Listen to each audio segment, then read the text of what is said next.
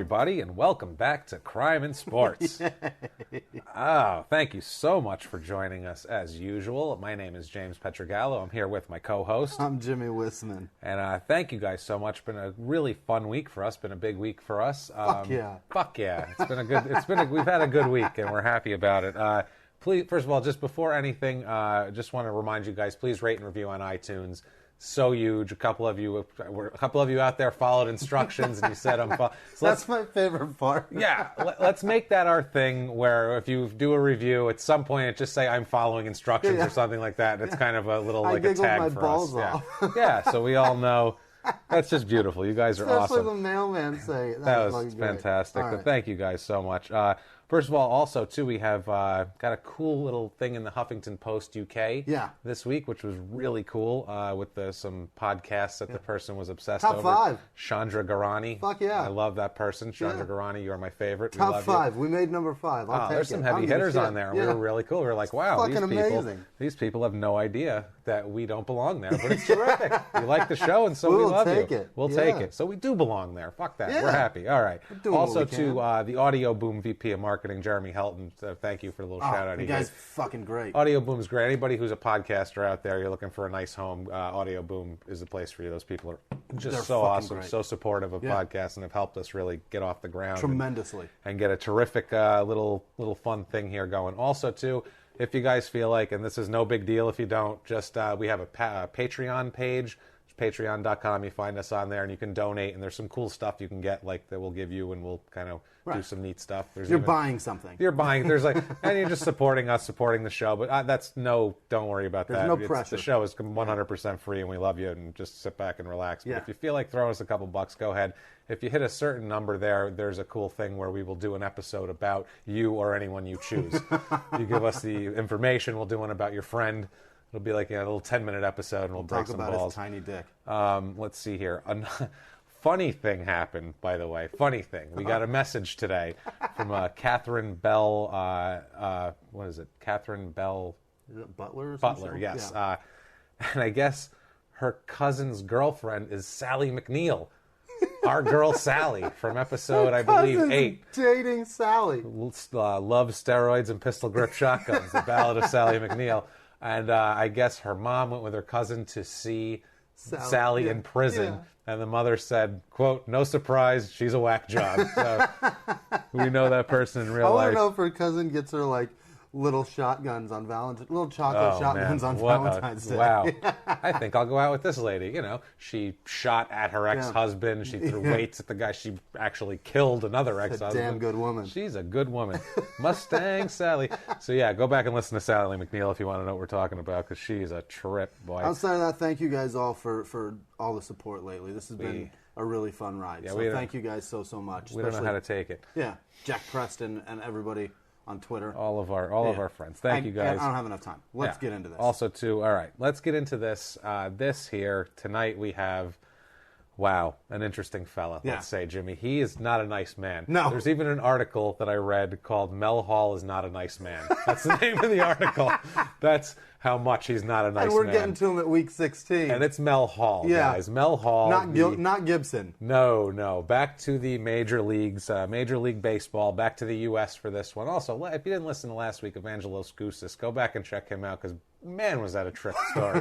That was just, wow, that guy's a psychopath, and it was crazy. My wife even giggled about the vampire gigolo. That's a fun vampire. nickname. There's That's a character terrific. in it, and this is a real person. I say a character like it's a book called The Vampire Gigolo. Yeah. That's so, I mean, come on. That's what he calls himself. There. So not Gousis, another man that was the guy that he murdered. Met his demise. Right. Did not make his 201st birthday. So Mel Hall. Yes. Holy shit, Jimmy. This guy, I mean, we've had our scum. We've had our scum, and we've had our scum. We just ran down a few of them. Go on. This is a worse guy than Eddie Johnson. Okay? Wow. He's worse than Eddie Johnson. That's tough to do. Because Eddie Johnson, until his final crime, where you're just like, okay, you are irredeemable, you're a piece of shit, throw away the key, fuck him. Before that, he's kind of a guy who has a drug problem. Right. He's a smart, talented guy, and he does things where you're like, come on, Eddie, how stupid are you? But He's got a bad drug problem. Right. Mel Hall cannot blame this on drugs. There's nothing to blame this on. He's just a piece of shit. He's just a bad seed. He is a piece of shit, everything he did. Mel is not a good guy. Guys, buckle up, because this is a tale of just a complete idiocy and some horrible, horrible crime at the end that's just awful that we'll get to. And stick around. The whole thing's crazy. Fantastic. But let's get into it, guys. What do you say? Here we go. All right. Melvin Hall Jr. What a goddamn shocker, huh? Another junior. Guys, how is that possible? People, stop naming your kids after yourself. I'm going to say it just once. You never know what they're going to turn out to be. Junior's not a good thing. You never know. No. It's if you have a boy, he could kill people, or worse, like Mel Hall. It could happen. If you have a girl, what's the worst that could really? She's probably not going to kill anyone. Although if she does kill someone, it could be a huge news, big news story, because it'll be like her beauty pageant winning daughter, something like that. But Melvin Hall Jr., he's born in September 16th, 1960, in Lyons, New York. He grows up... Is that rural? It's way rural. This place where he grows up, it is in Montezuma, New York, which is 30 miles east of Syracuse. Which, if you don't know New York, the state of New York, as you know what it looks like. Kind of like a boot at the bottom, and then like almost like a backward Idaho that's smaller at the top. That's a complicated way of saying it. The little tip at the bottom is New York City, and then there's the rest of it. This is right smack in the middle of the meaty, fatty part. Yeah, this is where it snows feet at a time, and all the towns are basically college towns. Right. And he grew up in Montezuma, New York. I guess the Halls were one of the very few black families that lived in the area, which is not surprising for such a rural area. His father in every article was called a muck farmer, which I don't know if you farm muck or what. Is that like a I don't know if While you talk, I'm going to Google it, because that sounds like farming, I guess. I don't know what it is. That sounds like somebody that farms like manure. Maybe that's what it is. Maybe he played in his father also briefly played in the Cincinnati Reds organization. So baseball talent is flowing through the family here. Mother worked in a factory. He grew up poor, super poor, as Mel Hall puts it. Let's do the earliest in their own words ever here. All right. Mel Hall talking about his poorness. We were so poor we had ice for supper. We spelled poor with one O because we ate the other one. I signed my first contract in dirt. Holy shit. So that's how poor Mel Hall was. Oh my God, we spelled poor with one O. Because we ate the other one. Not we couldn't afford it, like the old saying goes. That's the funniest goddamn thing. And, so a muck farmer, you're farming soil. It's dried swamps. It's where... the soil is the soil is very fertile because it's just shit that's broken down. At least Eddie Johnson's dad was picking fucking citrus and shit that people wanted to eat. This guy's not even. Goose's dad had a trade, for fuck's sake. Yeah, this is terrible. This guy's just waiting for swamps to dry out and digging shit up. No surprise they were poor. Yeah. He goes to Cayuga High School. You telling me muck isn't expensive? No, not muck. It's Port Byron, New York here. It's in Port Byron High School. He played high school baseball, football, and basketball. So he's an athlete. And if you look at the guy, you can tell he's an athlete. 6 foot. I mean, he's sculpted 6 foot, 185. Yeah. And he had like... I'm 5'8", 185. I'm a fucking piece of shit. Yeah, compared to him, pretty much everybody is. He was just one of these real ripped, like he looked like he had like 2 cantaloupes in his pants for an ass. Jesus. Like he couldn't walk right because his ass was so like weird. I'm fucking hard as shit right now. Go on. It was. I bet you are, Jimmy. He was a sexy man. He had the finest Jerry curl in all of sports. The finest. Fucking Jerry curl. It was a Jerry curl mullet of such proportions that, I mean, the angels sung from the heavens when they saw this Jerry curl mullet. The Jerry curl for people overseas is the equivalent. The black people's mullet. That's basically what it is. And he had a mullet. It was in the shape of a mullet. Oh my God. It's the most embarrassing haircut. It's a wet, curly, it's curly and wet. Yeah. Coming to America. Yeah. That's what it is. Soul Glow, that's what we're talking and about here. And House Party. Yeah. The guy that would lean against the wall and leave a mark. He looked like Soul Glow. That's what he looked like, except without the mustache. He's a great athlete. I mean, absolutely crushes it in high school. He's one of the best players ever to come out of the central western New York area, apparently, in that central New York. All kinds of promise. Yeah, I mean, he's also got a few problems. In high school he did? Couple of problems. High school teammates said that he impregnated 2 girls by the time he was a senior in high school. So that's an issue.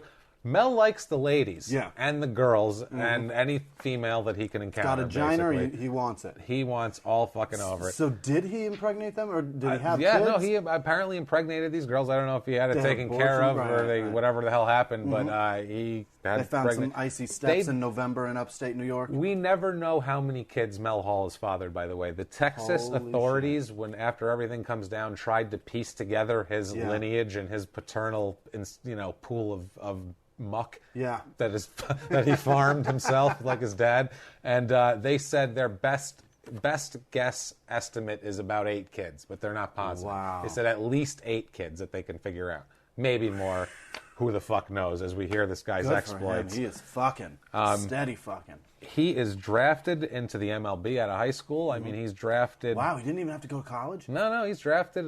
He's drafted by the Cubs in the second round of the '78 draft. That's pretty impressive. Oh, he was a beast in high school. I mean, you looked at him and went, "Wow, this is going to be somebody." So, I mean, he's not a Chad Curtis. He's not one of these guys. Not even a Lenny Dykstra. He's like the reverse Lenny Dykstra as a player. Dykstra drafted late. Played way over his potential. Yeah. This is a reverse situation. Drafted high, plays like shit. Plays less than his potential. He plays for the Cubs first. He plays for 13 seasons in the MLB. We said his position. Say it again. He's like a left fielder, right fielder, outfielder of whatever platooning, whatever who they need that day because he's not good enough to have his own position. We'll go through his baseball stats real quick and then kind of go through his timeline because everything's going to kind of intersect. Understood. But we'll just get the stats out of the way. I love it. And his career, and then we'll go into some fun shit in his career too, which is wow, was he crazy? And there's some amazing shit. And I don't want to, clab that with numbers. So he's drafted by the Cubs, like I said. He plays for the Cubs, makes his MLB debut on September 3rd, 1981 at the age of 20. All right. I mean, he cruised right through the minors, That's amazing. Doesn't play much 81, 82. 83 is his full rookie year because you have to have a certain number of at-bats to be considered a starting rotation to be considered not a rookie the next year. Oh, okay. You're a rookie you can play a bunch of years. You can play a bunch of years and always be a rookie until you have a certain amount of at-bats in a year. And then that you're not a rookie anymore. So 83, he has a big year in 83, decent. He's third in the National League Rookie of the Year voting. How about that? Which is great, behind Darryl Strawberry, number 1. So, I mean... Who was number 2? Craig McMurdy, an Atlanta pitcher with a career record of 28 and 42. So, sounds like he didn't pan out. Had a good year the rookie year, and then it kind of went to shit. And he was like, I didn't get Rookie of the Year. Fuck it, I quit. You're not going to beat Darryl. No. Darryl was a monster. So, he goes, he plays for the... he gets traded from Cleveland to the Yankees. This is pretty interesting. In 84, he gets traded with Joe Carter and Don Schultz. That Joe Carter that hit the game-winning home run in the World Series from the Blue Jays. He's traded for George Frazier, Ron Hasse. Oh God, if you remember those '80s, just Ron Hasse was like a Dan Pasqua. It was Ron Hasse and Dan Pasqua and these shitty White Sox. Name. He was just a kind of doughy white guy, just miserable. He kind of had a white Jerry curl looking thing too. And Carter is the one that hit the home run. Yeah, 92 Blue Jays against Mitch the Phillies Williams, that ruined Mitch Williams. Also involved in this deal, going to Cleveland, Rick Sutcliffe. Yeah. So Rick Sutcliffe was huge at that point. He ended up going to the Cubs. He ended up being a Cy Young Award winner for the Cubs. Sutcliffe is still on baseball tonight, big deal, MLB TV or whatever the hell he's on. Still talking. 89 he goes to the Yankees, and we'll get into why that happened. And then he ends up playing in Japan and in San Francisco. Gotcha. Made $6.3 million in his career. That's great. So pretty good for the 80s, 90s. That's fantastic. Career stat line: 276 average, 318 slugging, 134 homers, 620 ribbies, 1,171 hits, 437 slugging. So I mean, decent. He had his moments. 86 is his best season. Yeah. Hit 296, he 18 played from homers. 81 to 96. Yeah. He had a 15-year career. Well, no, because he was in Japan for 4 of those years too. Right. But he made more money in Japan than he did in the majors. He made another $4 to $5 million in Japan. Holy shit! So you can say he made about $10 million in his whole career. Mel Hall figured it out. He figured it out. His best year, like I said, was 86 with the 18 homers, 77 RBI. He walks about half as much as he strikes out. He's one of those guys, kind of a free swinger. A slugger. He's a slugger. Yeah, he goes, for the fence. Like I said, 93, he gets tired of the Yankees. We'll get into that whole thing, why. Gets traded, or ends up signing a contract with Japan. Nobody wanted him over here for Chiba Latte, and he's a beast over there. It's 30 home runs his first year there. I can imagine. Yeah, he's a monster. 6 foot, 280-pound black, or 180-pound black guy. Crushing little Asians. Yeah, the ball's different there, and the field's different too. It's a power. It's not friendly. coming at the velocity that it is from Americans. I've seen BK Young pitch. Motherfucker can't pitch for shit. He's throwing 84, but then again, there's also plenty of others. So who knows? But at 96, he comes back and gets 25 at bats for the San Francisco Giants. Gets 3 hits. Miserable. And I actually know a guy. 25 at bats and 3 hits. I know a guy who played with him on that team. Really? He was on those 96 Giants, and he just said, what a fucking loon. So he's one of the craziest son of a bitches he's ever played with. I remember asking him about him because I always thought he was an interesting guy growing up looking at him. And he said he was crazy, and they had to sneak him into Canada because he had a criminal record, and he was just known as a general nutcase. They're smuggling players. So when they played the Expos, they had to smuggling to play the Expos. They were like, Mel's not allowed in Canada. So it's hard to get signed with a team when you're not allowed in one of the countries they play in. You know what I'm saying? That's so awesome. They're midnight expressing him into play baseball. Pretty much, yeah. Yeah, he signed a 2-year, $4 million contract for Japan, and then he's had 1 more year in Japan where I think he made $1 million a year. That's great. Tried to come back in 2002 and 2003, which I don't know what the frig he was thinking. What do you think? 7 years later. 7 years later, and the things that he went through, too. Oh, boy. So tries to come back with the Fort Worth Cats, the Springfield Ozark Mountain Ducks, which that's a historic organization. It's a tough team. There's the Yankees, there's the Pittsburgh Steelers, and those Mountain Ducks, the Boston Celtics, the LA Lakers, and the Springfield Ozark Mountain Ducks. Those are the first storied franchises in sports. And the Coastal Bend Aviators. I want one of those jerseys. Or in Corpus Christi, Texas. It would take up the whole front of the jersey to write all that. Yeah, it's almost as good as that shit league Jason Williams played in. Hall, he is just a character, man. He's such an asshole and such a character that he's so much fun. He's like a character from a major league movie. Yeah. Just like, whoa, this guy's crazy. And then it gets not as fun anymore. We'll tell you when that happens, and we won't need to tell you. He once told a group of reporters that he had a brother at Attica Prison. No one knows if that's true or not, by the way. That's never been confirmed. No one even thought that. His brother was like a really good baseball player in high school in the same area. He said, quote, he keeps asking me to come up and see him, and I told him I'll see him when he gets out. So, real sentimental guy there with his brother. He just brings up this weird brother that nobody's ever heard of, and then he just throws that shit out. I'll see him whenever I see him. That's all when you get out, pal. How about you've had 3 hits and 25 at bats? Let's talk about that. No, let me tell you about my brother. I got a brother in Attica. This was like in the 80s. He just brought it up. A bunch of reporters around. He's like, I got a brother in Attica. And they're like, I guess this is news. They're like, what the fuck? I'm going to write this down. Everybody get the recorder. He named his glove Lucille, like fucking B.B. King's guitar. Like he's got a cherry Mustang in the garage. He likes nicknames. Yeah, he likes nicknames because he nicknamed himself, again, self-nicknaming. Awesome. Yeah. So far, our 2 self-nicknames are the Gorilla Pimp and the Vampire Gigolo. This isn't going to go well. This isn't going to be as good. He nicknamed himself, quote, the Gunfighter. Not much of an imagination on him here. He's not a bright guy, Mel Hall, as we'll see. This is when he was with the Indians, because he was the self-proclaimed enforcer of the team during fights. Like, baseball fights are happening all the time. That once a year when they all came out, he's the enforcer. He's the one. He's praying for somebody to charge Robin Yount. Please. He wore multiple pairs of batting gloves in his back pocket with the fingers out. What the fuck? To, quote, wave bye-bye to baseballs after a home run. Oh.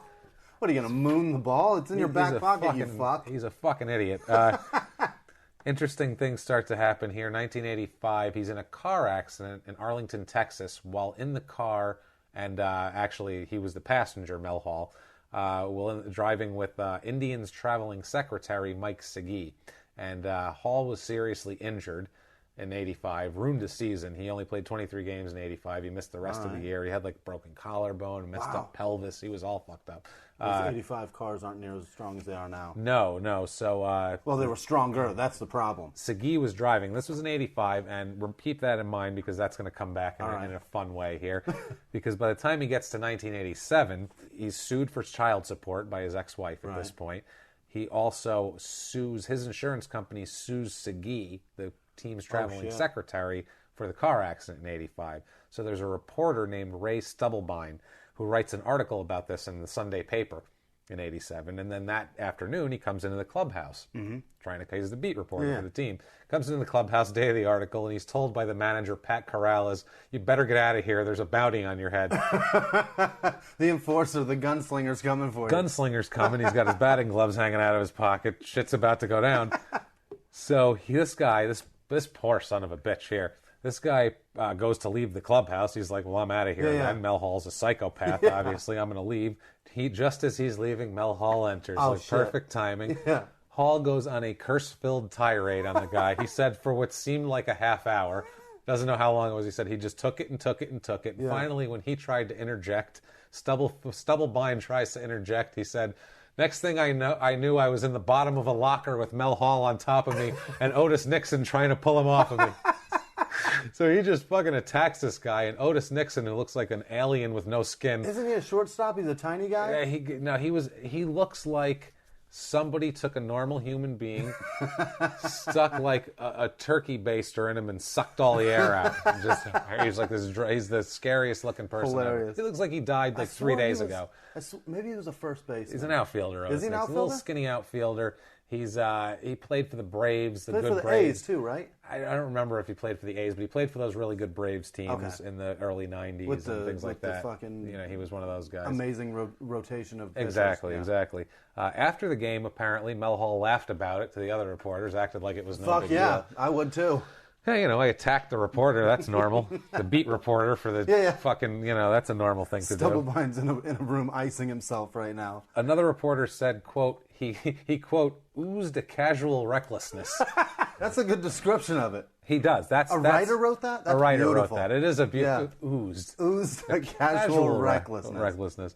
In 1989, here's where, we start to see it goes from casual to just fucking reckless. No, it's just stupid. This is just stupid. This isn't even criminal. This is just reckless. Just life stupid here. Okay.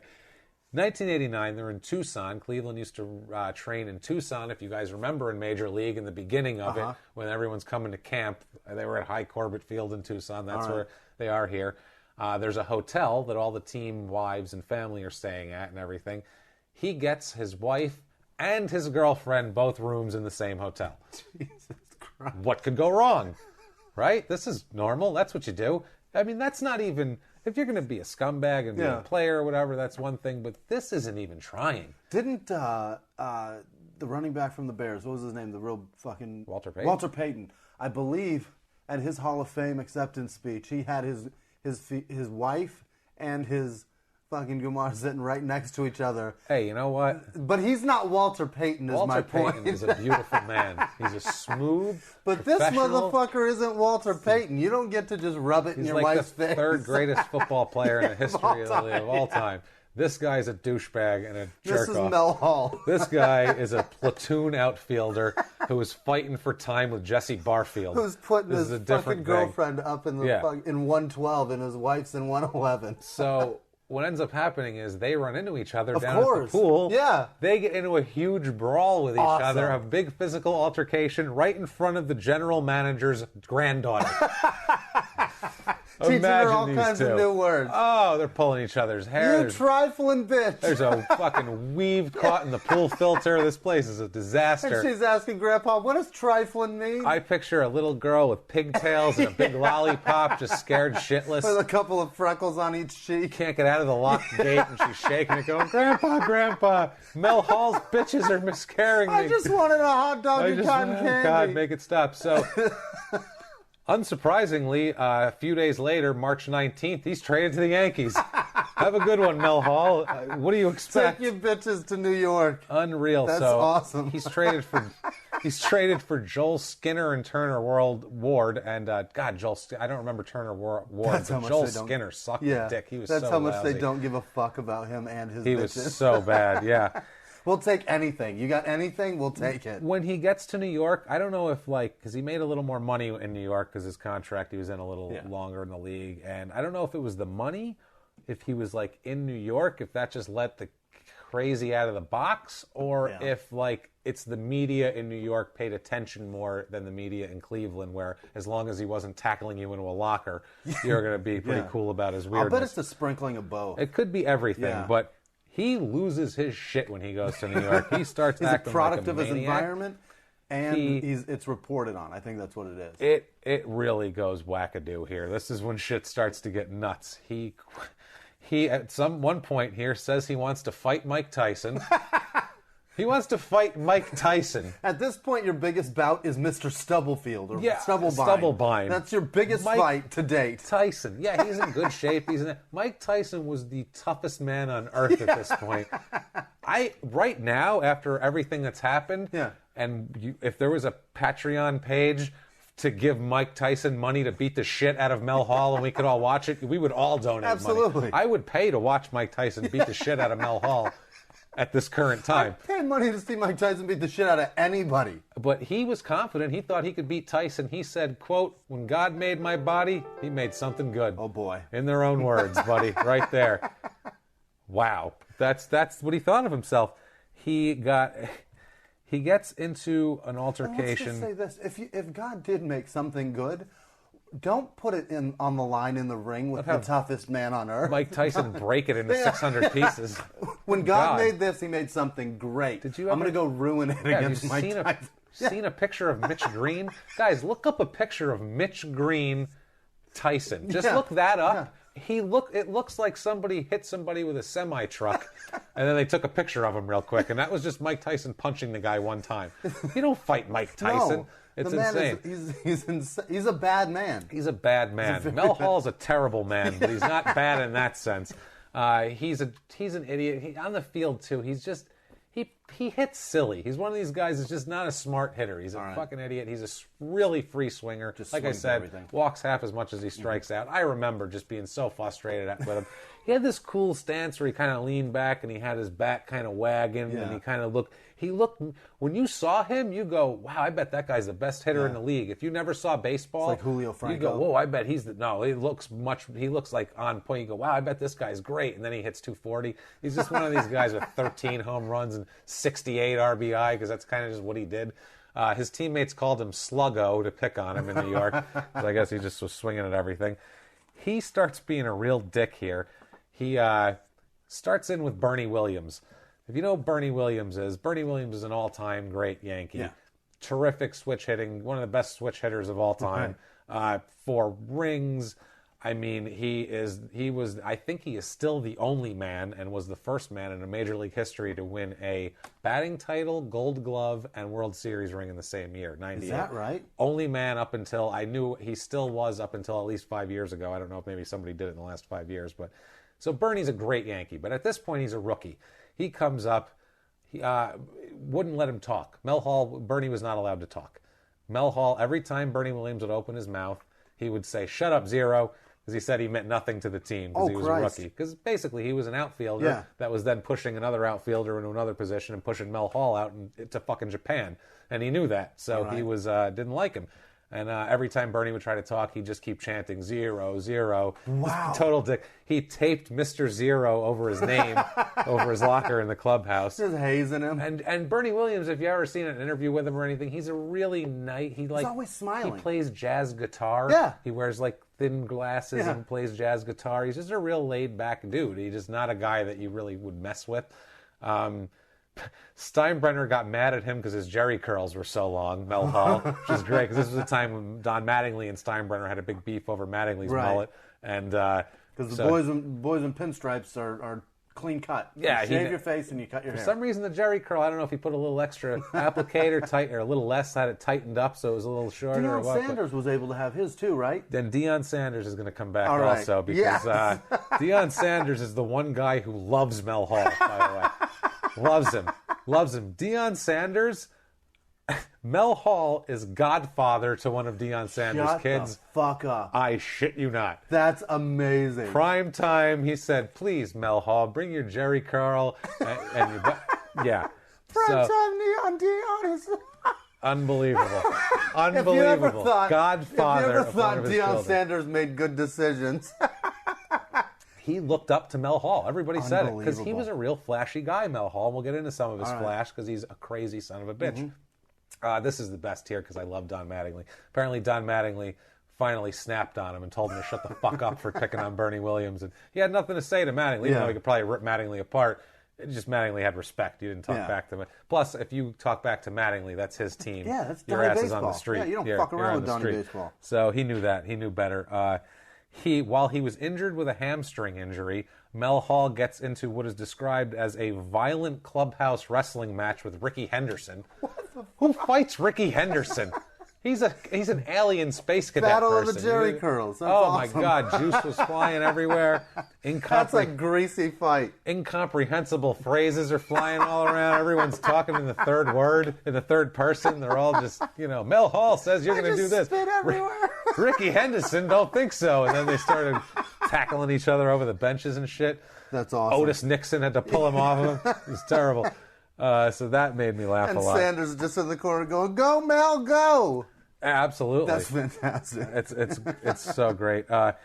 If you've ever seen Mel Hall's home run trot, holy shit, it's the slowest home run trot in the history of the world. Just like rubbing it in. His home run trot was once clocked at 33 seconds. Get the fuck out of town. 33 seconds to get around the goddamn bases. Holy shit. Can you imagine that? Yeah. It was ridiculous. So he just basically took the seventh inning stretch to run the bases. But he would kind of shrug well, all right. And he'd just do this trot where I remember as a kid out in the yard, where you'd go through, I'd be playing wiffle ball and I'd go through the whole lineup being the Yankees lineup. It'd be like Steve Sachs and then this guy and that guy and then Mel Hall. And if you hit a home run with Mel Hall, you do the Mel Hall home run trot where you just kind of slowly go get and around sing the the national anthem because this is going to take a while. He would call teammate Steve Sachs a cracker to get a rise out of him, which I think is fucking great. Steve Sachs is a cracker if you've ever seen it. As it gets, He's a cracker. Yeah. Steve Sachs says, quote, Mel flirted with danger. He was always on the edge. He liked the action. He liked to instigate. There were times when he was really fun to be around. He just had a great big laugh, but you just didn't know it was on the other side of the curtain. Just be careful. Don't get too close to him. Don't get too close. He was said to have 15 cars. Wow. 15 cars, but yet always took a limo to the game. What the For fuck? some reason, because he's a jerk off. He lived in Trump Tower on the same floor as Donald Trump. Oh my God! Right down the hall from Donald Trump. That right there should disqualify Donald as a fucking presidential there's candidate. More with him. It's going to come back. Are you shitting me? Wait till you hear the dinner that Donald Trump had at one point. Oh my God! If you were considering, I don't know what your politics are. Yeah. To be honest with you, I don't give a fuck. I don't give a fuck as long either. as your politics are that stupid athlete criminals are funny, we're fucking friends. But if you were going to vote for Donald Trump, you might not after you hear this. So we'll put it this way, because he did something very funny. One of Mel Hall's friends said that he would immediately spend his paychecks, said he would literally take linen sacks full of cash out from the bank over his shoulder, Holy quote, shit. like in the movies. Like he robbed with the like a dollar sign on it. Picture him walk. He would cash his paycheck from the Yankees. He's the black Monopoly Yeah, guy. like 130 grand on a paycheck. He's like, I'd like it in 20s. And those sacks back there. Yeah, the drawstring jobs. Couple roll of fives. Wow, unbelievable. He had 2 German shepherds that he hired a German trainer to teach attack commands to. Because he's one of those assholes. Gotta be authentic. That wasn't enough for him. He had the 2 German shepherds that would attack on command. Yeah. And he's like, all right, that's cool, but I need more. That's not exotic enough. I'm going to get 2 mountain lion cubs to live in my apartment in Trump Tower in Midtown fucking Manhattan. What an asshole. He would walk around the city with them. With mountain lions on a fucking leash. With mountain lion cubs. He once brought the lions to the Yankee Stadium clubhouse. Oh my God. What is it, show and fucking tell day? Hey guys, how you doing? I brought in this. Oh, well, I got lion cubs. Wait till you meet Siegfried and Roy. What the fucking shit? lunatic. Finally, the mountain lions were confiscated from him. Thank God. And he was fined like over $100,000 by the authorities. Let me go to the bank. His quote, when asked about it by a reporter, I'm thinking about getting myself a grizzly bear. Jesus Christ. He doesn't get it, no, Mel Hall. No. Is what you're going to find when you keep coming back. He's a fucking Mexican drug lord. He doesn't get it. No. He just doesn't fucking get it. And this is all... He thinks he's DMX. Also brought a gun into the Yankee clubhouse. Surprise. Why? Why not? He's taking a limo to the stadium, getting right out, going in. There's security guards everywhere. What does he need a goddamn gun for in the clubhouse? Did he think... He brought 2 fucking Cubs in. Those are 2 loaded guns themselves. Yeah, what did he think? Fucking Scott Sanderson was going to chinlock him? What was wrong with him? Like, Andy Hawkins is going to attack me. These were the worst Yankee teams, by the way, guys. These were the teams I remember watching, like, these long summers where I would just sit there and watch these Yankee games, and they were in last place, second to last place. Yeah.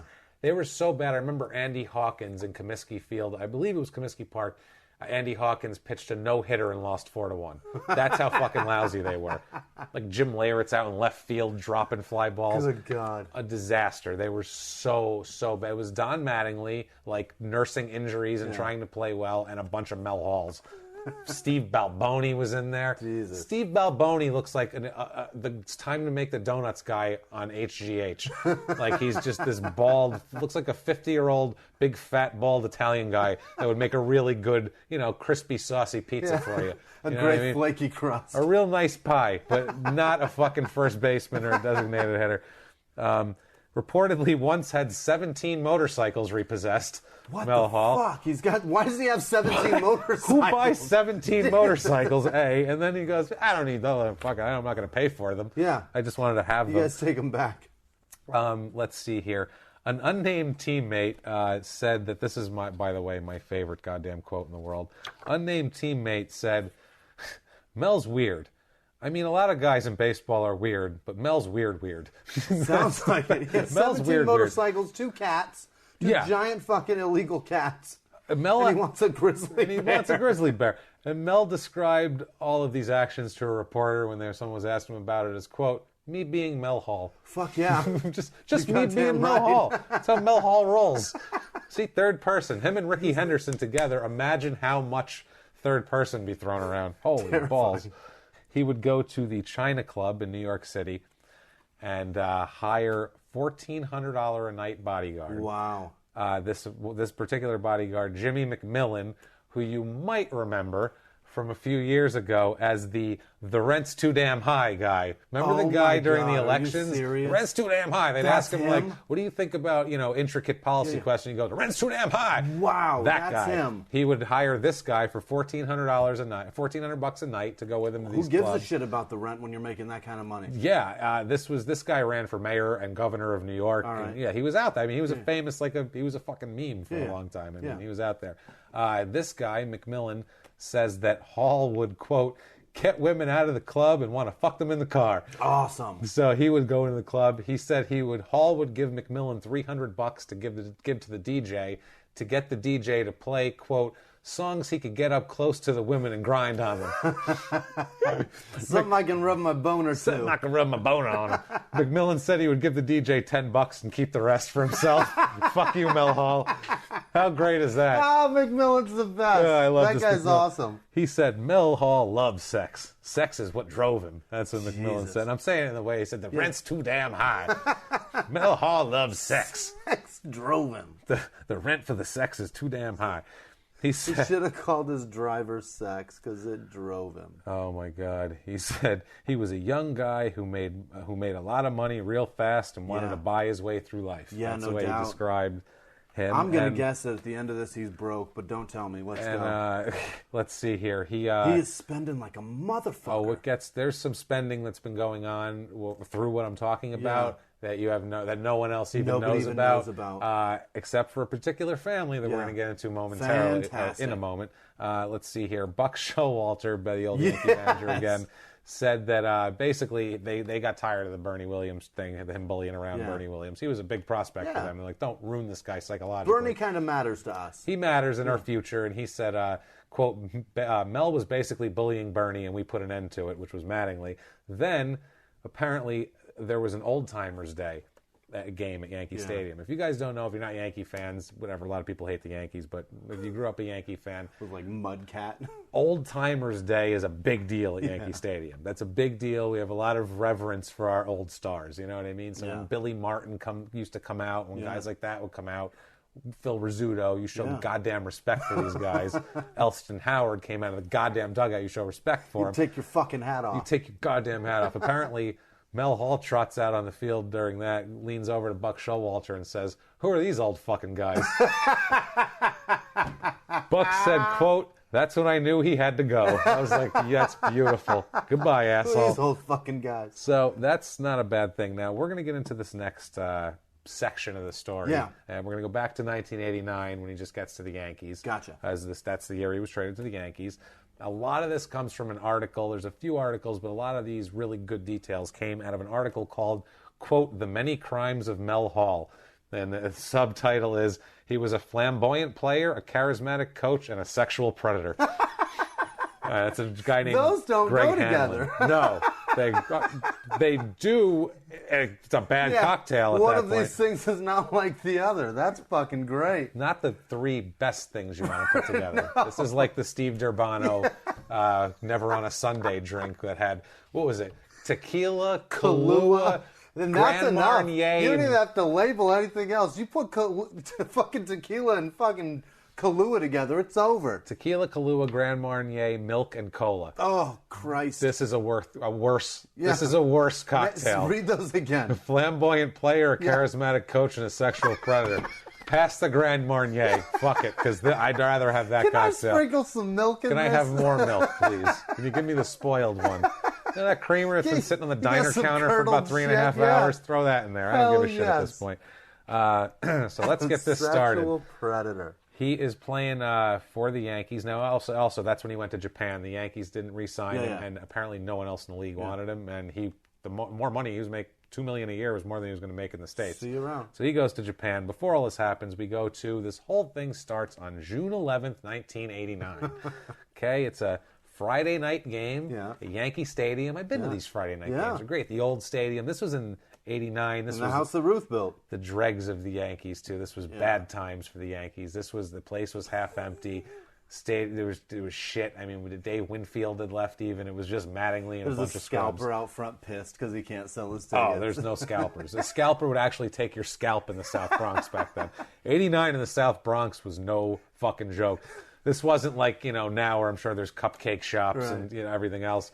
This was like stay in a pack when you're going to your car. This is when there was like no radio taped on windows so people wouldn't break into cars. Absolutely. You would do that when it was insane. Yeah, no radio. Yeah. I mean, this was exactly take your radio out and fucking tape the sign on your window. There's a group on the right field line, seated on the right field line in the first row. It is a group of young ladies and a father taking a group of young ladies, his daughter, and a bunch of her friends. Hell yeah. One of her friends is a girl that through this story we're going to call Jennifer Diaz. Oh, no. Not her real name. She's a big deal in this story. This poor Jennifer Diaz girl. Her family might be worse than Mel Hall, actually. That's how shitty this whole story is shitty, and this is the worst father in the history of the world. He's worse. There's fathers that have molested their kids, but this guy's worse. I'm telling you. Fuck this guy, okay, so they're there. Every time Mel Hall would jog out, he was playing right field. Goddamn son of a bitch, why'd they put him in right field that night? Why couldn't one of the parade of Yankee managers that was going, because we'd have 3 a year in the late 80s, why not put him in left? It would have saved us a lot of trouble. This poor whole family here. Every time he would jog out, the girls would yell and scream and yell, "Can we have a ball? Can we have a ball?" And I guess I got 2 of them, girl. He was playing a little game with them where he would like act like he was tossing it to him, but then he wouldn't, and he would smile. What a dick. He would smile coyly and run back and be like, "You want the ball? You want the ball?" And then he'd run away. Charismatic and flamboyant nature. Exactly, and that's what it was. His playfulness, and he wasn't aloof. They said like a lot of the other guys where they were just ignoring you. He's a fucking sexual predator. He's a sexual predator, which makes him friendly, oddly enough. So Afterwards, they leave. They never got a ball. Right. So the girl's father, not this Jennifer Diaz, not her father, the friend's father, said, "Well, you know what you should do? You guys should write him a letter. Just write a letter. Mel Hall, go to Yankee Stadium, and say, "Can we get? We're the girls that were on the side. You never gave us a ball. Can you send us an autographed ball? Yeah. Who knows? Maybe he'll send you one." Yeah. So she said, "Yeah, what the hell, right?" Sure. They're sitting around in the library at school. Show them your tits. Literally, 2 weeks later at the library at school studying, and they were She's so young. She's 15 years old. Oh, my God. She's 15 years old. Oh, my God. By the way, okay? Yeah, that's the thing here. We should write Mel Hall a letter. Let's write him something. They write him a letter, they send it off, they forget about it, and, he's not going to write back. They just address it, Yankee Stadium, Mel Hall, send it off. Zing it out. South Bronx, there you go. 13 cents, bye-bye. Soon after the letter, very soon, like days after the letter is sent off. Desperately soon? A phone call comes to this young lady's house. What the fuck? From a person claiming to be Mel Hall. He said that he noticed her in the stands, he knew who she was, and he wanted to get to know her better. He invited her and her family to the next Yankee game. Says he gets lots of mail and he rarely opens it, so this must be destiny. What the That's fuck? what he tells her. She didn't believe him that it was Mel Hall. Yeah. She was like, get the fuck out. She thought it was her friends because she had told her friends that she sent Mel Hall a letter. Right. So she's like, this is one of my friends messing with me. Right. She had just gotten back from the movies with one of her guy she's friends. She's a skeptical 15-year-old? Yeah, she's I like her. My friends are picking on me, you know what I mean? So she's like, no, never mind. So anyway, that goes, and apparently this goes on for like 2 hours. Or he would call and go, no, really, it's Mel Hall. And she'd be like, seriously, who is it? And he's like, it's fucking Mel Hall. Yeah. I want to know you better. It's destiny. I want to meet your daddy. You know what I mean? Like, that's what he's saying. And she's like, get out of here. Click, click. Finally, she tells her dad about this shit. And he's like, it's got to be a trick. You're smart, not being gullible, because the game has already started. And he's in the lineup tonight. So there's no way he's calling you. He said, actually, I'm DHing tonight, so I have a lot of time in between innings. He's calling her from the fucking dugout clubhouse. He's in the clubhouse. Get out of here. He's going in the clubhouse between... No wonder why we suck so fucking bad. No wonder why the Yankees suck so goddamn bad. He's running for fucking Steve Balboni and Andy Hawkins, and this fucking guy's trying to pick up teenagers in the fucking clubhouse. Why don't you go work on your swing, you dipshit? Shit. You 2 60 hitting asshole. Go take some cuts in the cage. You got 7-year-old James at home going crazy throwing popcorn at a TV. I'm losing my goddamn mind over here. My blood pressure's through the roof and I'm 9.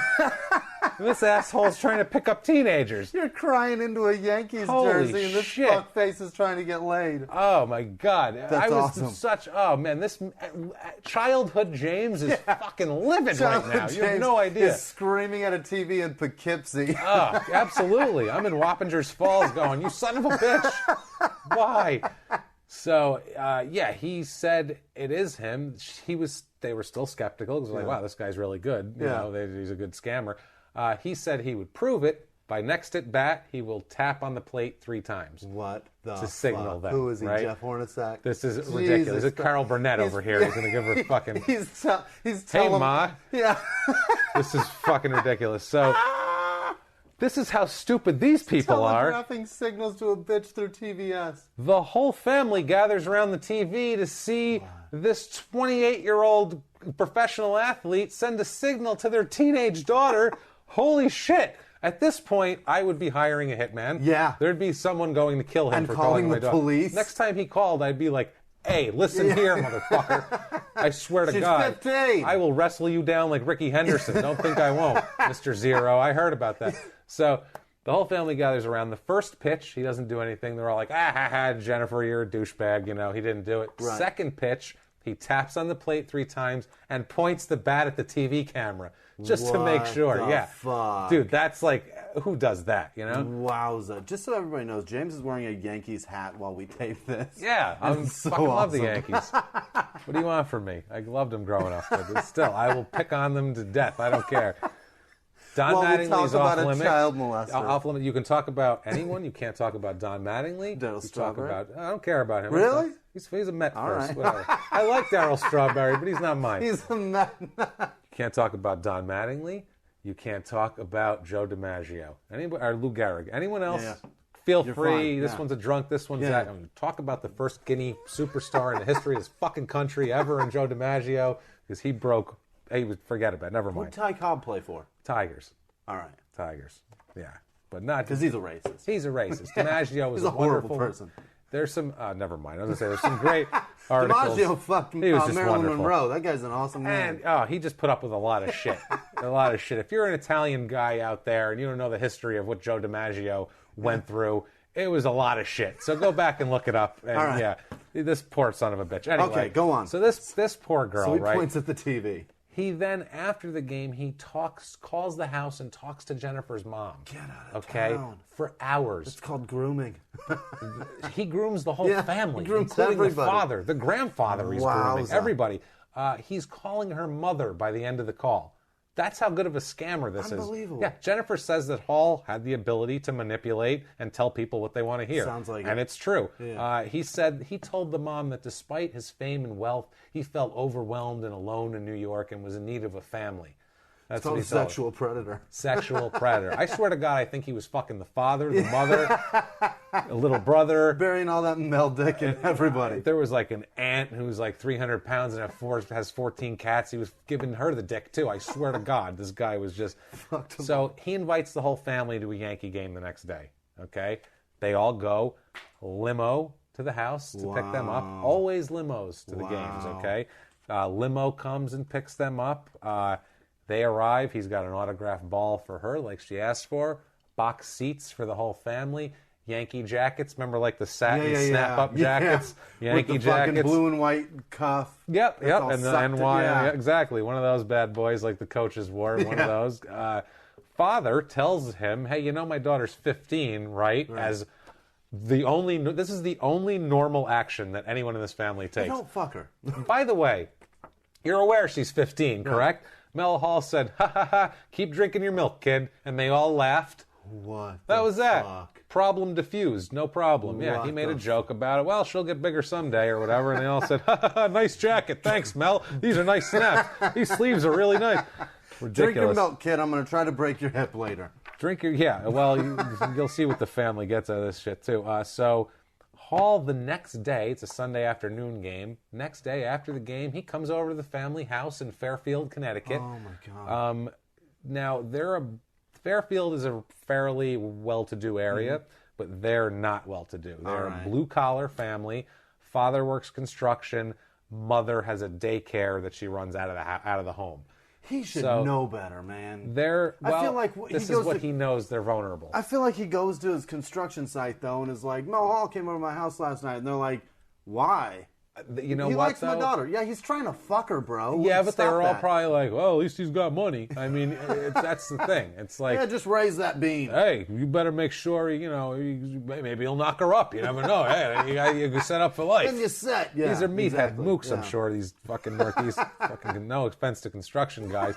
So a lot of them are cool, but a lot of them are fucking meatheads. I work construction. The guys you work with, if you're the smart construction guy, think of all the people you work with and tell me if they're all upstanding, normal citizens. Not at all. They're fucking jerk-offs and criminals. criminals. A lot of fat dummies. They're just worse criminals than Mel Hall, half these people. So anyway, so he pulls up in a limo. Yeah. The family's outside taking pictures of it. I mean, that's how starstruck they are. They're taking pictures of his arrival like he's, a fucking visiting dignitary. Unbelievable. So friends are, making fun of her because she's saying this is happening. They're like, they don't think she's telling the truth, blah, blah, blah. He said that he came to protect her and that destiny had brought them into each other's lives. He keeps saying destiny to her. Destiny is a big word. And he keeps saying it. The next day he told her he loved her. So Mel moves fast. Yeah. Mel moves quick. Mel's a sexual predator. Came over every night after the games. What the fuck? Game's over like 10 o'clock. He drives from the Bronx to Fairfield, Connecticut. To see a 15-year-old. To hang out till 2 in the morning talking to a 15-year-old. What the fuck could they possibly be talking about? He starts living there.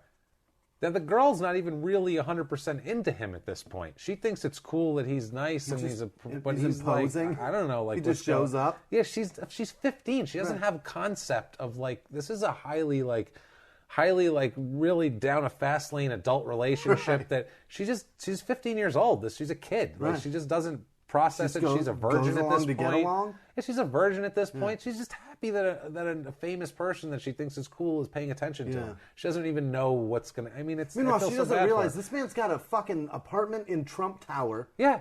And he's coming to Fairfield, Connecticut. And he's sleeping on their living room floor. Unbelievable. He sleeps on their living room floor. That's where he lives. He has a Trump Tower apartment. This guy goes out of his way to groom. I will say that about him. Doubt. Some of these guys are real lazy. He doesn't just show up with some candy. He's really this guy will sleep on your parents' living room floor. Sleep on the hardwood. Wow, I mean, it's impressive. It snows in Connecticut. There's it's pictures. Cold. I saw pictures of him under the blankets, smiling with parents sitting in the background, her sleeping next to him. Insane, right? Oh my God. Told his family that he was in love with her. But he's going to keep her pure, he says, until she's 18. Then he's going to marry her and then fucking defile her. Game's on. The game on. Bought Jennifer a new convertible Chevy Cavalier when she was 15. Too young to drive. Just to have a new car. She's like a little Bow Wow. Yeah. Gets the whole family tickets to every game. Sends a limo for them every game. I mean, it's really nuts. And buys the father a Corvette convertible. You son of a bitch, you sold your fucking daughter for a Corvette convertible. You scummy piece of shit. And for a man to sleep on your floor. How much is your daughter's pussy worth? And this girl is just as mad at her family, probably more than I am. She should be. She's pissed at them. Good. She's she tells them you sold out. You sold me out for an 89 Corvette. It's not even a good one. One morning, bulldozers showed up and started digging an in-ground pool. They were like, "Ooh, the bulldozers." They were like, "Oh, man, there's an in-ground pool coming, all paid for already. Paid up to Mel Hall. It's all this." But they were like, "Wow, that's amazing." Turns out later on, it's because he's really possessive and didn't want her to go to the beach anymore. Wow! So he built an in-ground pool and was like, "You don't have to go to the beach. You got a pool now, bitch." You don't take the sand. You don't take sand to the beach. You take the beach to your sand. That's how crazy he is. That's what you do. Gave her a diamond ring. Called it a promise ring. Because she wasn't ready to commit yet, so he said, "We'll call it a promise ring for now, and then when you're ready, we'll call it an engagement ring." Promise your pussy to me when you're 18. You know how all of these things that I just told you with them? That's a 2-week time frame. Wow! That is in 2 weeks they got a car. First phone call. What the fuck? From first phone call to promise ring, Corvette sleeping on the floor, bulldozers, construction going on in the backyard. There's Mexicans coming over. 2 weeks. 2 cars are brought in, convertibles every 2 weeks. So this is the life has changed for these people in 2 weeks just because his daughter said they can have an autographed baseball. Way to go, Pop. You should call him. You should call him. You should send him a note. Fuck you, Dad. Damn it. So Jennifer said, quote, "It was a whirlwind. Everything went really fast, but I think that's what his intention is, to keep everything moving. I think he sees that opportunity. He was always talking about the whole destiny thing because I had so many questions and I wasn't all in at that point." So he was just... He's like a magician. I love how the magic trick is my dick in your vagina, and I just have to keep moving things around to keep your eyes on a swivel so that you don't see it happen. I find it incredible that the kid is way smarter than the parents about this. She's the only one who's got some reservations. The parents are like, "This is great. Hey, Dad's hop in the Corvette." Reflection in the pool. He's pulling up to the construction site in his Corvette going, "Look what I got, guys." And they're like, "See, told you." Mike from the fucking construction line is like, "Hey, guys, hey, look at this. Look at fucking Fancy over here with his Corvette. What you doing, some side jobs? You building a couple decks out in New Haven? What you doing over there, buddy?" Sorry. That's a great longshoreman. I dig it. The mom closes the daycare because Mel Hall's living on the living room floor, so you can't exactly have kids running over. The dad stays working, but the family is pretty much financially dependent on Hall. Tripping over the log in the living room. Absolutely. Jennifer says, quote, "They sold out. They turned their brain off for 3 years. They were starstruck. They trusted him. He was calling my mom mother, and she thought she was helping this New York Yankee who needed a family and needed a home and needed care and love because he didn't get it from his family. Wow. She felt a responsibility to take care of this Yankee and trusted him. And trusted him so much that he had sex with her on the living room floor while her father was on the couch asleep 3 feet away. I've seen the pictures of the living room. Oh, God. He's 2 feet away. 3 feet away when she's 15 years old. Oh, God.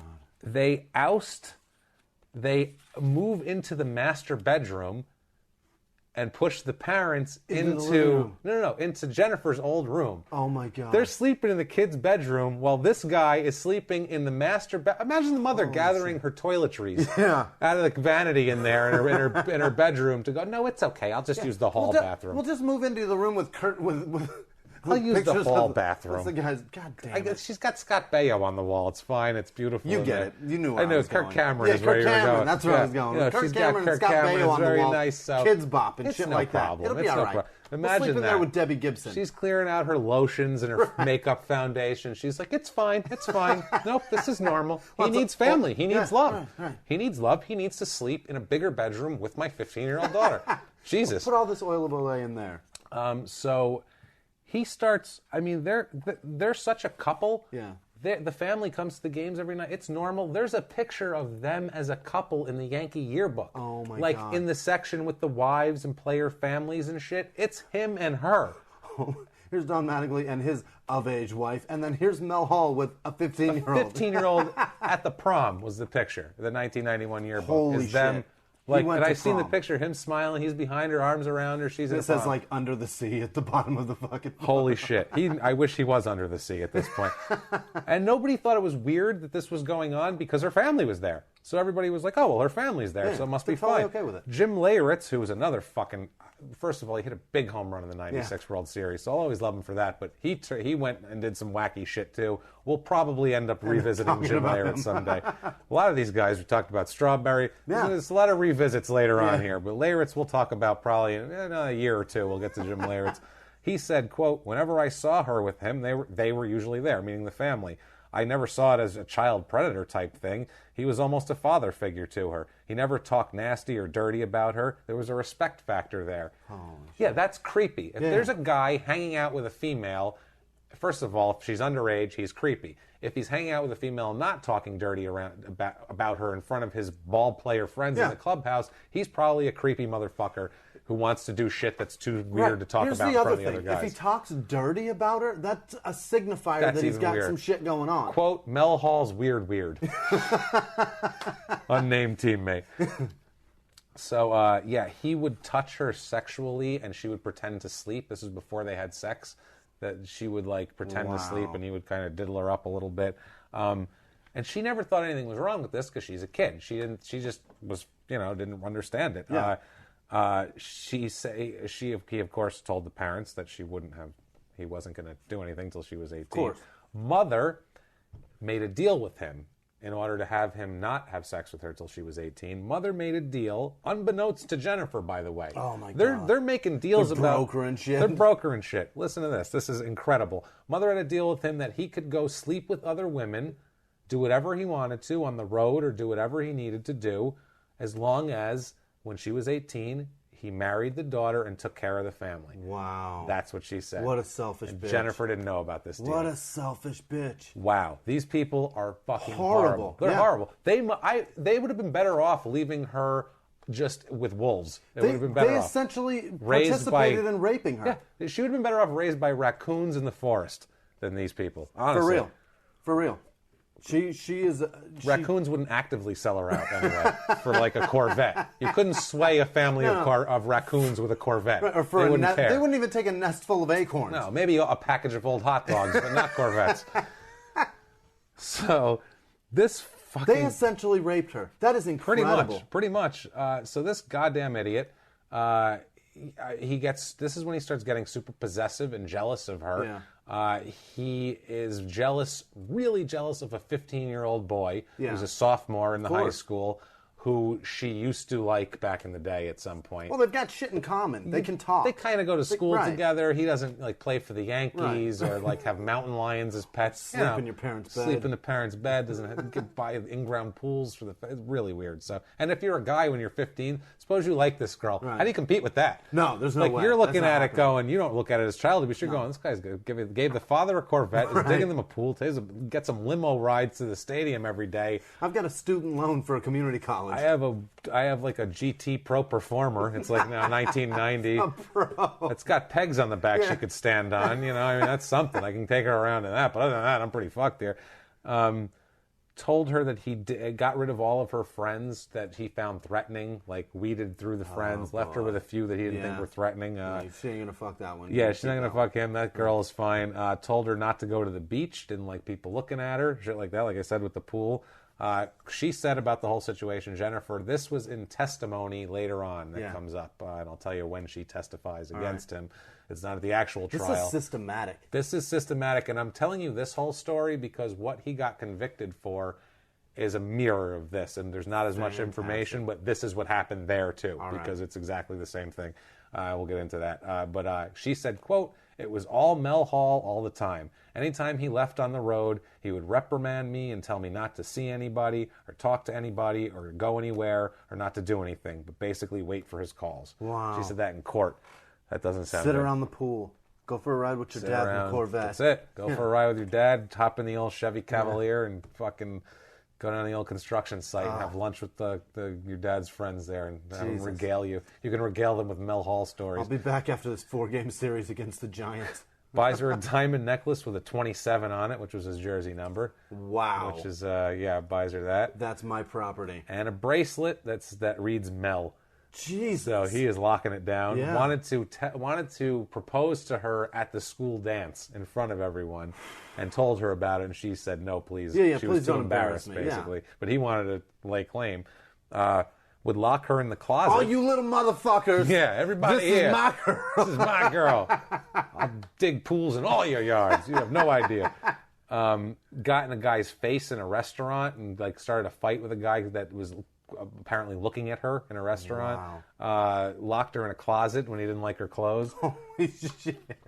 He's like a terrible stepfather. He sends her this apology note, which she saved all the notes, all the shit she saved. Awesome. That's why she knows. It's the apology note for this says, quote, we'll do in their own words. Mel Hall apology note here. Mel Hall apology note in their own words. Quote, "Baby, when I ask you to change, it's because I love you. I know sometimes I'm a little tough, but no one loves you better or more. Mel." You hit it on the head right at the beginning, Mel. Baby. She's a fucking baby. Baby? Yeah, don't use that word if your girlfriend's 15. She's 15. Don't call her baby. He trains in Florida in the winter of 91-92. He decides he wants to train down there. The family fucking moves to Florida. Jennifer switches schools. They move to Florida to be close to Mel. Wow. The whole family. That's how locked in he has them. That's rearranging your entire life. For the winter. Season starts. He has her move into Trump Tower with him now, during the season.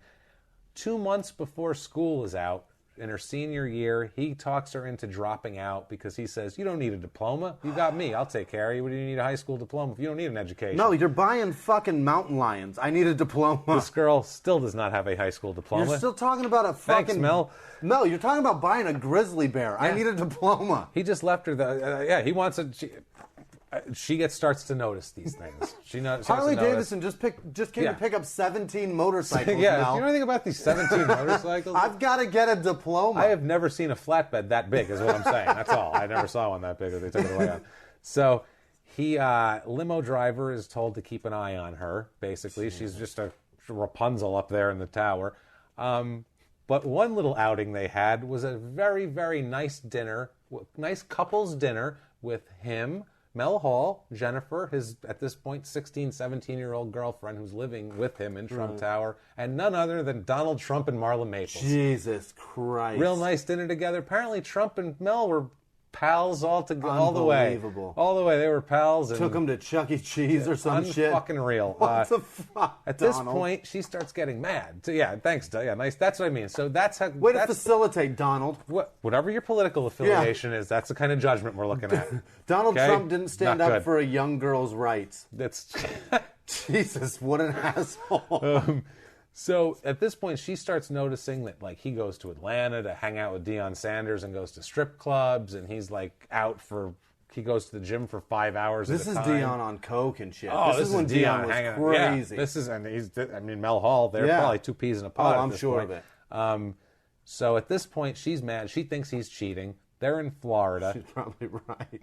Well, they're in Florida. She knows where he's going to be, drives to a Florida hotel where she knows he is, and sees him in the parking lot having a really heated altercation with another woman. Type of altercation you only have with someone you are involved with. Yeah. I give this girl credit. She's got balls, this Jennifer Diaz. She's the smartest one in the whole story. Yeah. She's the only one with any fucking balls. She confronts them. Tell me she gets does. out, yes. goes batshit on him. Oh, a 17-year-old. Tells him to go fuck himself up and down. Take your Jerry curl, have an ass. Hope your fucking lion cubs eat you. Go stick yourself up Donald Trump's asshole. Hope basically, you get a grizzly bear and it kills you. So, yeah, exactly. So, that was it. She cut it off. This is how smart this girl is. She's cut brilliant. it off. Told the family, I guess she was so upset that even this piece of shit family even said, okay, yeah, you don't have to see him anymore. Yeah. So first they were like, oh, whoa, what are we talking about? Wait. I just got my car waxed. She spoke with him only once more on the phone. That was it. She was done. That's how done she was. She closed just from it that. off. Yeah. Good for her. At 17, she had the balls to do that and the smarts to do that. Brilliant more girl. than her family, more than any of these other people in this whole story. Hats off to you, Good Jennifer girl. Diaz. Never saw her again. Never saw him again until she testified against him. Good for her. I hope my daughter's half as smart. No shit, right? Good God, this is funny too. I just have to throw this in here. It has nothing to do with this, but when his career comes to an end now, we'll talk. He goes to San Francisco, 3 hits and 25 at bats. Not allowed in Canada. He's a disaster. With San Francisco, they were using him as a pinch hitter. All right. He left. He said he retired. He said, quote, pinch hitting is a vital role, but I will never accept it. Well, how about you got no choice, asshole? Have fun not playing Sorry baseball. about that. So his career's over, and he says, quote, in their own words, here we go, guys. Quote, and I'm going to give you a nice, this is a fluffy, nice blue, cloudy, nice day quote here, because then it's going to take a real hard turn. He's going to get what he fucking deserves in a minute. It's coming up, so don't worry, guys. He said, quote, in their own words, my career lasted over 13 years in the MLB. I was taught to fight, not to give up, to win. I taught many teams, all winners, all nationally ranked all-star students. My life has been wonderful. So that's what he said when he retired. He was feeling good about himself. Life has been wonderful. Life has been wonderful, and it was wonderful until June 21st, 2007, when he's arrested. In Louisville, Texas, by Richmond Hills Police Department. Should have been arrested in New York City. He should have been arrested a lot because this was not the only thing here. The Richland Hills Police Department received a report in May of 2007 from an adult female at that point that said that he had sexually assaulted her back in 1999 when he was her basketball coach. We'll get into this story. Another victim that was also under 14 was also named in the report. Both these girls at the time, one was 14, one was 12. Good girls. Let's get into this here. And I mean, so he's done all of this. He's now arrested for the most horrific crimes you can fucking commit. Murder is not as bad as this. He's arrested for sexual assault of a person under 14, aggravated sexual assault of a minor under the age of 14, which carries a possibility of a life sentence. He's the biggest scumbag in the world. Richland Hills? Richland Hills, Texas. It's in Texas. It's in the Fort Worth area. They are, I mean, there's children with lives shattered, okay? There is this guy who's in jail. He's a mess. There's these kids' families. There's all this horrible shit, and I feel bad. I feel bad for all of them, Every Jimmy. time you say, I feel bad. But not as bad as I feel for these poor fucking people named Mel Hall that I found. Like Mel Hall, the lecturer in psychology at Staffordshire University, an award leader for the Psychology and Criminology Award. Nice guy. Staffordshire, that's England. That's England. Poor guy. Mel Hall, the CEO of Specialty Care, the nation's leading provider of clinical services to more than 825 hospitals in 44 states, Puerto Rico, and Germany. Child molester, Mel.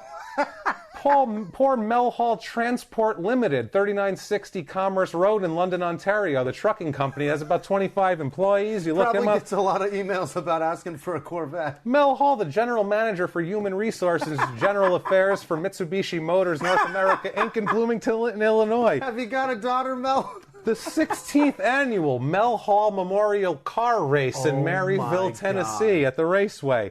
There's also a house for sale in Maryville, Tennessee at 586 Mel Hall Road. You want to live on fucking Mel Hall Road? You. I don't want to remember him either. How the fuck do they have a road named after Mel Hall, the project manager at Comcast Cable in Philadelphia. Christ.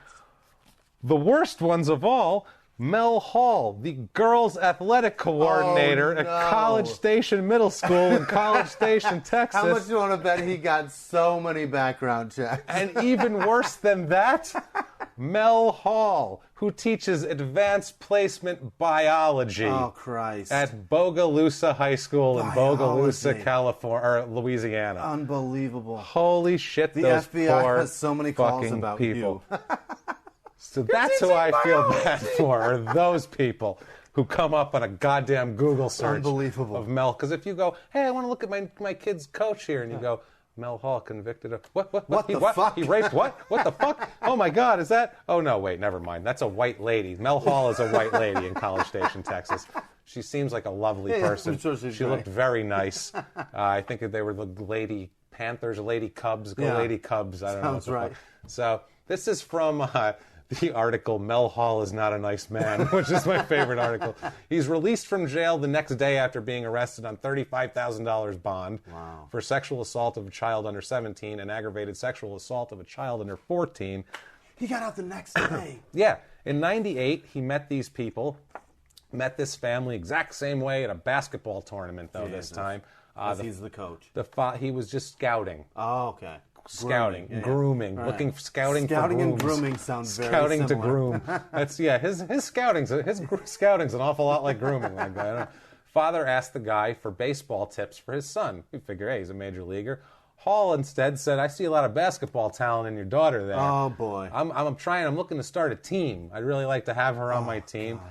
Soon me and her. Very soon he said he was building a house in a nearby suburb, so he started living with them. Oh, my God. You guys know how the rest of the fucking story goes because we already said it. Hey, why don't you sleep in your daughter's room and we'll sleep in yours? Before you know it, the mother's clearing out the fucking lotion out of her vanity and things are about to go down.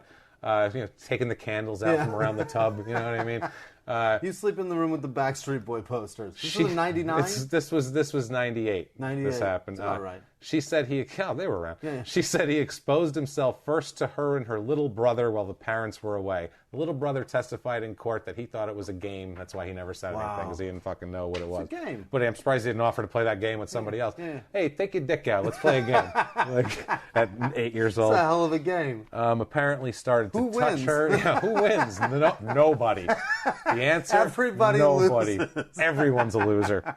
Every fucking one of you. Started to touch her and showed her how to perform oral sex, which I hope he didn't show her on the little brother. I don't know how that worked, but would take her to his apartment that he shared with his girlfriend, and he had an infant son at this point, my God. to show her porn. He's such an awful person. She said in court, quote, I trusted him. I honestly had no idea that there was anything inappropriate at the time. I looked up to him. I just thought this is how normal people act. Because she's a child and she doesn't fucking know any better. She hasn't read that Mel Hall is a bad man She yet. doesn't know that Mel Hall is not a nice man. Just read about his treatment of Bernie Williams and Mountain Lions and Ricky Henderson and you're fine. So on Tuesday, June 14th, 2009, he is found guilty. Thank God. Thank you. Jesus. Thank you, Texas justice system, for once. You guys are good. Found guilty of 3 counts of aggravated assault of a child, 2 counts of indecency with a child. Jury took less than 90 minutes to convict him. Wow.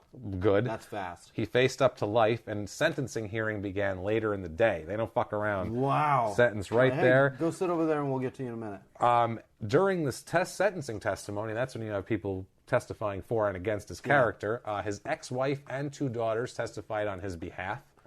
Ex-wife loves him. Yeah. Daughter Bianca Hall said, quote, my dad would not do that, and told the court how much she loves and trusts him. There was also other people that testified. Guess who testified against him? Come in, old Diaz. Jennifer Diaz. You know who wasn't there? Her family. And they Assholes. said they tried to use that against her. They tried to say she was lying by going, even your family said they didn't think you guys were having sex because the family had the deal with him to not fuck her. They're such dicks. So she said, yeah, I know. That's why I'm here alone, and I have problems with my family because they let a fucking grown man fuck me in the living room. They gave up their bedroom for this. And when I met her, he was on the couch. So, also another girl, that said Hall touched her inappropriately and told her he wanted to have sex with her when he was their coach. Another woman testified, said that Hall would watch her take batting practice when he was coaching her in softball and make crude comments and tell her that he wanted to have sex with her. What the fuck? Another woman testified, said that when he was her softball coach at the end of the season pool party, he grabbed her around the waist and made lewd noises at her. And said he just grabbed me how I thought was inappropriate at the time. And that was all the same girl. Great swing. I like your ass in them pants. So, I'm 12, asshole. It's amazing, man. And another teammate of the girl that he is on trial for testified that he also did inappropriate things with her. The list was never fucking ending. I hate Mel Hall. I hate Mel Hall. That should be the name of this episode. I think it's good. I hate Mel Hall. I hate Mel Hall. So June 15th of goddamn that week of 2009, he is sentenced to 45 years in prison. Ouch. That's a stiff one. The judge also hates Mel Hall. That judge rightfully hates Mel Hall. He has to serve 22 and a half of that. So he's in there for a while. Whoa. 2016, that's 7, so he's still got fucking 15 this was years 2009. To go. Yeah, he's in there. Jury took less than an hour to decide sentencing. They were like, in less than 90 minutes, they're like, yes, he's a scumbag. Yeah. Yes, we want him away for a long fucking time. They took 90 minutes to convict him, and how long? 60 minutes to sentence? Less than 60 minutes. So they're like, we're going to take lunch. Yeah. Come back in 45. We've already got our verdict. And the poor daughter is sitting there like, the poor daughter's, his daughter, Mel Hall's daughter's crying because she thinks her dad's innocent the whole time. The prosecutor, Kim D'Avignon, I don't